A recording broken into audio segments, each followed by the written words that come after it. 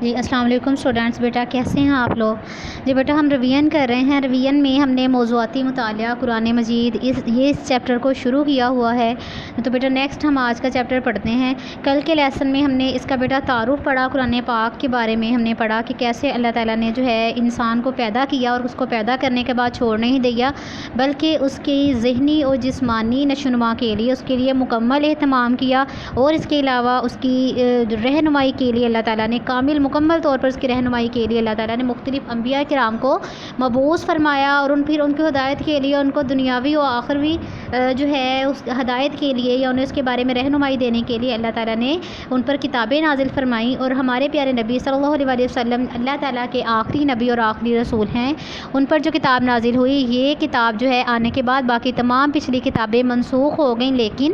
یہ کتاب جو ہے قرآن پاک کی اپنے سے پہلی کتابوں کی تصدیق کرتی ہے، ان کی تعلیمات کو بھی اپنے اندر جو ہے اس کو محفوظ کر لیا ہے اس کتاب نے، اور اس کو اثر نو اس کے تمام موضوعات کو اپنے اندر جو ہے ایک نئے انداز میں اس کو بتا دیا ہے۔ جیسا کہ یہ تو پتہ ہے ہمیں کہ پہلی جو تمام کتابیں ہیں وہ ان کے تمام عقائد یا اس کی تعلیمات اپنی اصلی حالت میں جو ہے وہ محفوظ نہیں رہ سکے، لیکن قرآن پاک نے ان کی تعلیمات کو، ان کتابوں کی تعلیمات کو اپنے اندر جو ہے وہ بیان کر کے اثر نو ان کو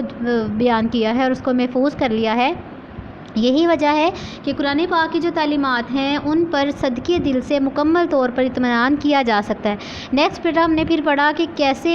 قرآن پاک میں ہمیں کس طرح یہ ہمارے لیے باعث رحمت ہے، یہ کیسے ہمارے لیے ہدایت کا ذریعہ ہے۔ تو زندگی کے ہر شعبے سے متعلق زندگی کے ہر معاملے کو آپ اٹھا کے دیکھ لیں، اس میں ہمیں اس کے بارے میں رہنمائی ملتی ہے، خواہ وہ سیاسی ہوں، معاملات اخلاقی ہوں، کسی شخص کی جو ہے انفرادی ضروریات کے بارے میں ہو، معاشی ہو، اقتصادی ہو، ہر چیز کے بارے میں جو ہے وہ ہمیں سے رہنمائی ملتی ہے، اور زندگی کے تمام پہلوؤں کے بارے میں ہم اس میں جانتے ہیں، اور اس کی جو تمام معلومات ہیں اور قرآن پاک کی تمام جو باتیں ہیں، یہ تمام اس کی جو معلومات ہیں وہ انسان کے لیے رہنمائی کا خزینہ ہے، اور یہ تمام باتیں جو ہے ان کو بہت واضح طور پر بیان کر دیا گیا ہے، اور اس کو جاننے کا، اس کو سمجھنے کا، اس کے علاوہ انسان کو اپنی دنیاوی زندگی اور آخروی زندگی جو ہے وہ سنوارنے کا اس کے علاوہ اور کوئی اچھا طریقہ نہیں ہے کہ صرف اور صرف قرآن پاک کی تعلیمات کو پڑھے اور اس پر عمل کرے۔ پھر بیٹا ہم نے اس کی حفاظت کے بارے میں کل پڑھا کہ کیسے اللہ تعالیٰ نے جو ہے اس کی حفاظت کا خود ذمہ لیا ہے اور اس کو کیسے محفوظ بنا دیا۔ تو اللہ تعالیٰ نے اس بارے میں قرآن پاک میں ارشاد فرمایا، اِنَّا نَحْنُ نَزَّلْنَا الذِّكْرَ وَإِنَّا لَهُ لَحَافِظُونَ، کہ بے شک ہم نے اس کو خود نازل کیا اور ہم ہی اس کی حفاظت کرنے والے ہیں۔ تو بیٹا ہم دیکھتے ہیں کہ پہلی کتابیں جیسے کبھی بھی محفوظ نہیں رہیں اپنی اصلی حالت میں، لیکن قرآن پاک ایسی کتاب ہے کہ جس کی حفاظت کا ذمہ اللہ تعالیٰ نے لیا، تو بے شک اپنے وعدے کو پورا فرمایا۔ جیسے جیسے جو کتاب نازل ہوتی گئی، قرآن پاک کی جو آیات جو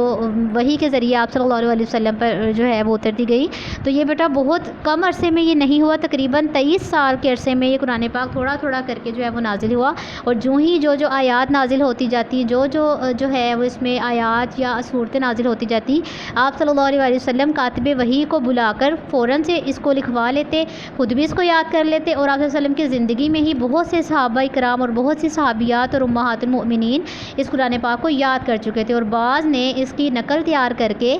اس کو جو ہے وہ لکھ کر اپنے پاس محفوظ کر لیا تھا۔ اور آپ صلی اللہ علیہ وسلم کی رحلت کے بعد، ان کی وفات کے بعد، حضرت ابوبکر صدیق رضی اللہ تعالیٰ عنہ نے کیا کیا کہ اس کتاب کو تمام جتنے اس کے نسخے تھے مختلف جگہ پر لکھے ہوئے تھے، سب کو اکٹھا کر کے یکجا کر دیا، اس کو جو ہے اس کی ترتیب فرما دی،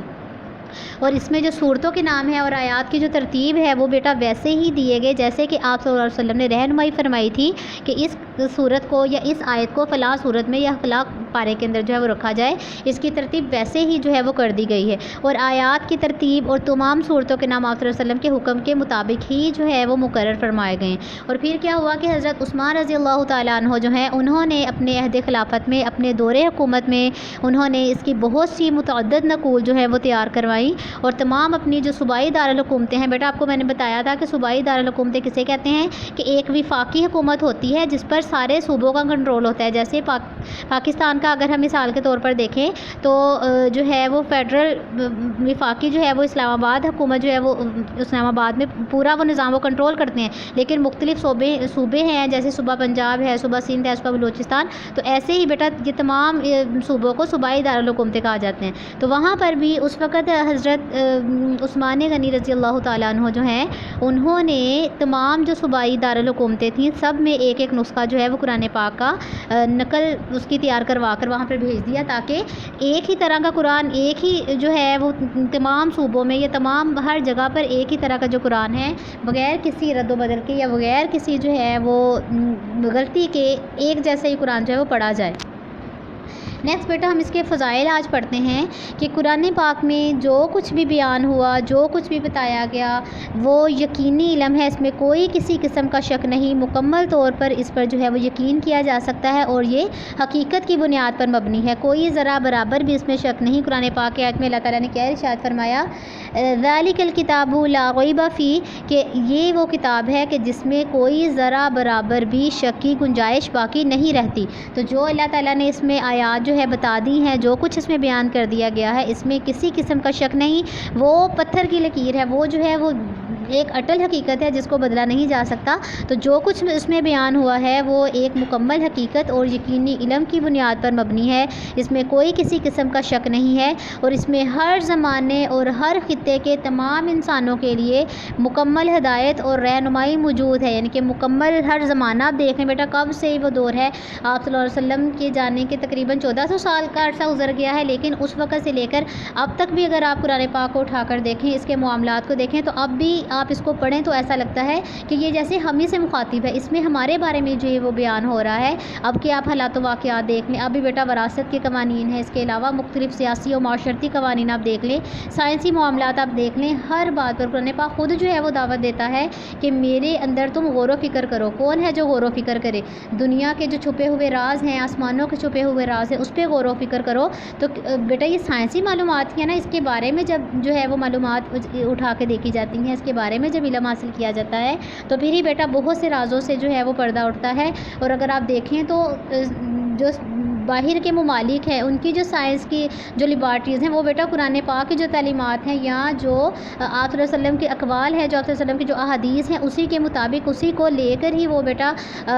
جو ہے وہ تحقیقات کرتے ہیں، وہ اتنے جو آج کامیاب ہیں اسی وجہ سے کہ وہ قرآن پاک کی تعلیمات کے بارے میں ہی جو ہے وہ اس کو پڑھ کر اس کے بارے میں سے معلومات حاصل کرتے ہیں۔ تو بیٹا ہر زمانہ آپ دیکھ لیں، ہر خطہ دیکھ لیں، ہر طرح کے جو لوگ ہیں قیامت تک آنے والے لوگوں کو اب اسی سے رہنمائی حاصل کرنی ہے، کوئی بھی اس کے علاوہ ایسا ذریعہ نہیں کہ انسان جو ہے وہ اس کو چھوڑ کر کسی اور جگہ سے رہنمائی حاصل کرے، بالکل نہیں، صرف قرآن پاک ہی وہ ایسا ذریعہ ہے جس سے لوگوں نے رہنمائی حاصل کرنی ہے۔ تو بیٹا قرآن حکیم جو ہے وہ بیٹا اللہ تعالیٰ کا ایسا کلام ہے کہ جس کا موضوع ہی انسان ہے، یعنی کہ انسان سے لے کر اس کا انسان ہی اس کا موضوع ہے، اور اس کی زندگی کی تمام جو معاملات ہیں وہ سائنسی ہوں، وہ دنیاوی ہوں، اخروی ہوں، معاشی ہوں، معاشرتی ہوں، سائنسی ہوں، ابد سے لے کر جو ہے وہ تابد ہمیشہ تک جو ہے وہ اسی ہر معاملے میں آپ اس کو اٹھا کر دیکھ لیں، اس میں جو ہے وہ رہنمائی ملتی ہے۔ اس کتاب میں صرف محض بیٹا قرآن پاک یا روزے یا اس کے بارے میں صرف تعلیمات نہیں دے دی گئی، صرف عبادات کے بارے میں ہی نہیں بتایا گیا کہ نماز پڑھو، روزہ رکھو، بالکل نہیں بیٹا، بالکل قرآن پاک میں اللہ تعالیٰ کا حکم کبھی بھی ہمیں اس بات پر جو ہے وہ ترغیب دی ہی نہیں گئی، ہمیں اس بات پر ہمیشہ اکسایا جاتا رہا ہے کہ قرآن پاک جو ایسی کتاب ہے، اسلام دین جو ہے صرف ایسا نہیں ہوا کہ نبی بھی آئے، ان کا یہ کام نہیں تھا کہ صرف اللہ تعالیٰ نے ان کو جو ہے اسلامی تعلیمات کے بارے میں حکم دیا کہ وہ صرف آئیں اور وہ اپنا جو ہے وہ اللہ تعالیٰ کی عبادت کرے اور صرف جو ہے وہ دنیا سے کٹ کر بیٹھے رہے، بیٹا بالکل نہیں، آپ تمام جو انبیاء ہیں آپ ان کو اٹھا کے پڑھ لیں، ایون آپ صلی اللہ علیہ وآلہ وسلم کے بارے میں آپ پڑھ لیں، اس کے علاوہ آپ جتنے انبیاء ہیں ان کو پڑھ لیں، وہ اگر اللہ تعالیٰ کی دین کو لانے کا، اشاعت کا کام کرتے تھے، تمام انبیاء کرام جو ہے وہ بیٹا مختلف اللہ تعالیٰ کی طرف بلانے کا، توحید کا کام کرتے تھے، وہ لوگوں کو دین ہدایت کی طرف لے کے آتے تھے، لیکن بیٹا ان کا زندگی گزارنے کا طریقہ عام لوگوں کی طرح تھا، وہ معاشی طور پر جو ہے وہ محنت کرتے تھے، مختلف آپ انبیاء دیکھ لیں، کوئی نبی بیٹا کھیتی باڑی جو ہے وہ کرتے تھے، کوئی جو ہے وہ سلائی کا کام کرتے تھے،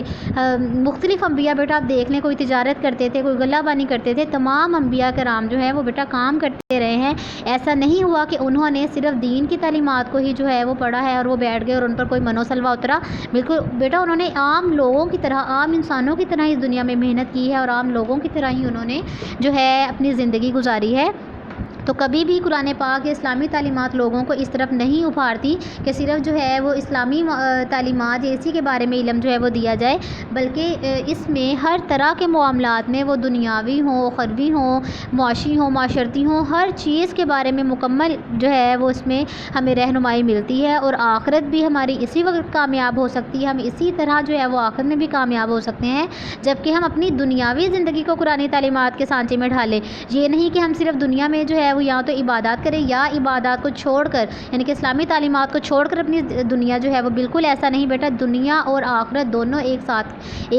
ساتھ جو ہے وہ ملے ہوئے ہیں، ان کو ہمیں ایک ساتھ لے کر چلنا ہے۔ دنیا میں رہتے ہوئے ہمیں جو اخروی معاملات ہیں، ہمیں اپنی اسلامی معاملات ہیں، قرآنی تعلیمات جو ہیں اسی کے مطابق ہمیں زندگی گزارنی ہے، اسی کے مطابق اپنے آپ کو ڈھالنا ہے، پھر ہی بیٹا ہم دنیا میں بھی کامیاب ہو سکتے ہیں اور آخرت میں بھی تبھی کامیاب ہو سکتے ہیں کہ جب ہم دنیاوی معاملات بھی اپنے دیکھیں، جو ہمارے حقوق و فرائض ہیں، جو ہمیں اللہ تعالیٰ نے تعلیمات دی ہیں اس کے مطابق اپنی زندگی گزارنی، جو ہمارے حقوق ہیں وہ لوگوں کی طرف وہ ادا کرنے، اور اس کے لیے ضروری ہے کہ ہم جو ہے وہ قرآن مجید کو پڑھیں، اس کی تعلیمات پر عمل کریں، اس کو سمجھیں اور عملی زندگی پر جو ہے اس کو لاگو کریں، عملی زندگی میں اس کی تعلیمات کو جو ہے وہ لے کر چلیں، جیسے ہمیں حکم دیا گیا ہے ویسے ہی شریعت کے مطابق اپنی زندگی جو ہے وہ گزاریں، دوسروں کو بھی اس کا پیغام پہنچائیں، انہیں اس پر عمل کرنے کے لیے جو ہے وہ ابھاریں، اسی کے مطابق زندگی گزارنے پر اب ابھاریں۔ تو بیٹا اس کے بارے میں یہ ایک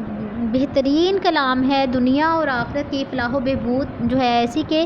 کا دار و مدار اسی پر عمل کرنے سے ہے کہ اسی پر اگر ہم عمل کریں گے تو دنیا میں بھی ہم کامیاب ہوں گے اور آخرت بھی ہماری کامیاب ہے۔ اسی لیے قرآن حکیم کو بڑی فضیلت حاصل ہے، بہت زیادہ عظمت والا یہ کلام ہے، اور جس طرح یہ کلام تمام کلاموں سے بہتر ہے، جیسے قرآن پاک کو تمام کلاموں سے، تمام جو ہے وہ کتابوں سے افضل قرار دیا گیا، اسی طرح وہ انسان بھی تمام انسانوں سے افضل ہے جو کہ خود جو ہے وہ علم حاصل کرے اور دوسروں کو بھی جو ہے وہ اس کا علم سکھائے۔ کیا ارشاد فرمایا اس کے بارے میں،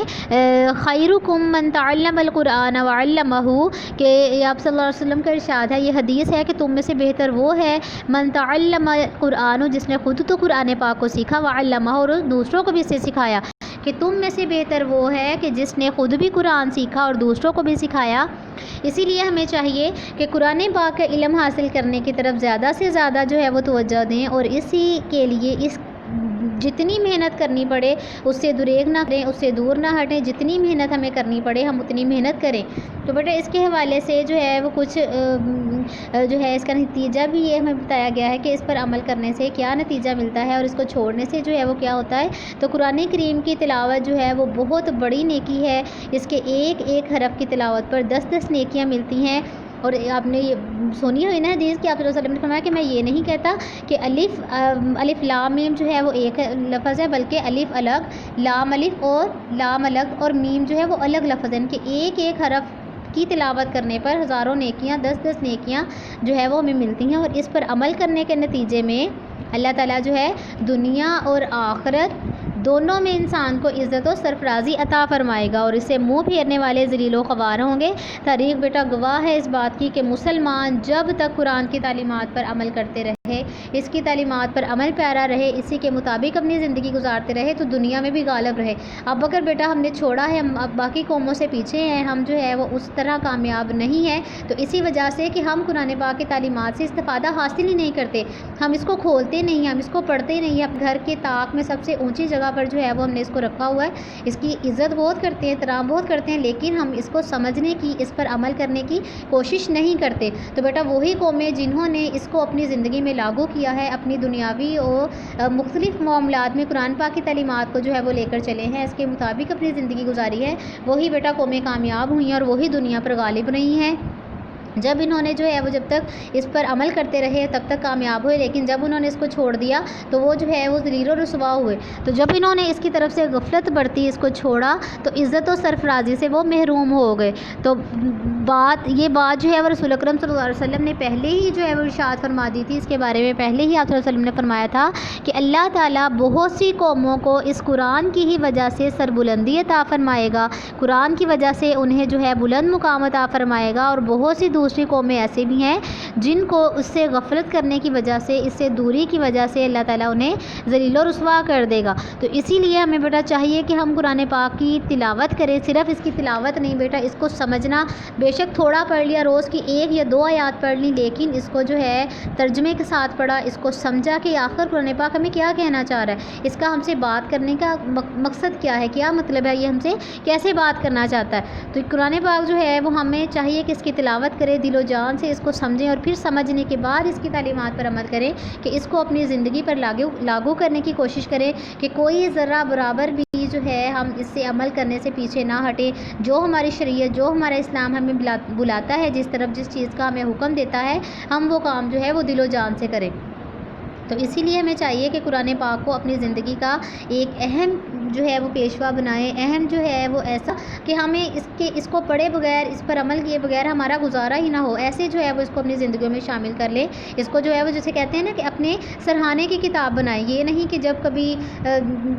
جو ہے وہ آپ یہ سوچیں کہ اٹھ کر ہمیں جو ہے وہ اسے پکڑنا پڑے، اسے اپنے پاس رکھیں، اپنے دل کے قریب رکھیں کہ جب آپ چاہیں اس کو پڑھ لیں، اس کی تعلیمات سے جب استفادہ جو ہے وہ آپ حاصل کرنا چاہیں کہ پڑھیں۔ بے شک بیٹا 1 یا 2 آیات جتنی آپ ایزیلی پڑھ سکتے ہیں ٹائم کے حساب سے اتنی پڑھیں، لیکن ترجمے کے ساتھ اس کو سمجھ کر کے آخر ہمیں کیا کہنا چاہ رہا ہے قرآن، آخر ہم سے کیا بات کرنا چاہ رہا ہے، تو اس کے بارے میں جو ہے پڑھ کے اس کو سمجھ کے جو ہے اپنی زندگی پر لاگو کرنا، ہماری دنیا میں بھی پھر ہم کامیاب ہیں اور آخرت میں بھی ہم کامیاب ہیں۔ جی بیٹا آج ہمارا یہ لیسن جو ہے وہ کمپلیٹ ہو گیا ہے، اس کو آپ نے جو ہے وہ یاد کرنا ہے، اور ساتھ میں بیٹا اس کا فرسٹ جو لانگ کویسچن ہے قرآن مجید کا تعارف، مختصر تعارف جو ہے وہ بیان کریں۔ تو بیٹا یہ آپ کو کویسچن جو ہے وہ لکھوا دیا گیا ہے، اور موسٹلی سب بچوں کی کاپیز پر آپ لوگوں نے لکھ بھی لیا ہے۔ تو اس کا فرسٹ جو لانگ کویسچن ہے کہ قرآن مجید کا مختصر تعارف بیان کریں، یہ آپ لوگوں نے لانگ کویسچن ایک تو یہ آپ نے یاد کرنا ہے، اور ساتھ میں جتنا آج ہم نے اس کے فضائل پڑھے ہیں یہ اتنا لیسن آپ لوگوں نے بہت اچھی طرح یاد کرنا ہے۔ کوئی بیٹا اگر اس میں کمی بیشی رہ گئی ہے یا جس چیز کی سمجھ نہیں آ رہی یا آپ کچھ سمجھنا چاہ رہے ہیں تو بیٹا آپ مجھے بتا دیں دوبارہ سے، میں آپ کو سمجھا دوں گی۔ تو اس کو آپ لوگوں نے بہت ہی اچھی طرح یاد کرنا ہے، ٹھیک ہے۔ آج کا بیٹا لیسن اتنا ہی ہے، کل نیکسٹ انشاءاللہ بیٹا ہم اس کے دونوں لانگ کویسچن جو ہے وہ کریں گے۔ اوکے بیٹا، اللہ حافظ۔